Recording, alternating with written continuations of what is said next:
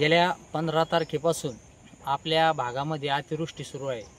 15 तारखेपासून आत्तापर्यंत अनेक वेळा ढगफुटी सदृश्य पाऊस आपल्या भागामध्ये, आपल्या शेजारी भागामध्ये झाल्यामुळे आपल्या नद्या नाले तुडुंब भरून वाहत आहेत। यामध्ये आवनी नदी आहे, आव्हाणी परिसरातील, तिला देखील अनेक वेळा महापूर आला। या महापुराचा फटका नदीकाठच्या अनेक लोकांना बसला। त्याचबरोबर या ठिकाणी जी काही ढगफुटी सदृश्य पाऊस झाला त्याचा फटका या भागातील शेतकऱ्यांना देखील भरपूर प्रमाणात झालेला आहे।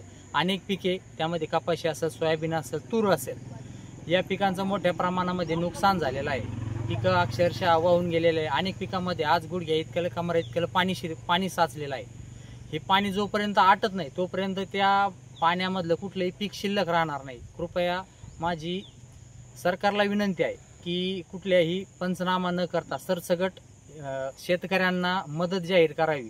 त्याचप्रमाणे या भागामध्ये आमदार ताईंनी जिल्हाधिकारी असतील, तहसीलदार असतील, तालुका कृषी अधिकारी असतील, पंचायत समितीचे BDO असतील, यांच्या सहाय्याने या भागामध्ये दौरा केला होता। सगळे पीक पाहणी देखील गेल्या आठवड्यात केली होती। त्यानंतर देखील अतिवृष्टी या ठिकाणी थांबलेली नाही। पाऊस भरपूर प्रमाणात झालेला आहे। अनेक शेतकऱ्यांच्या पिकांचं नुकसान झालेलं आहे।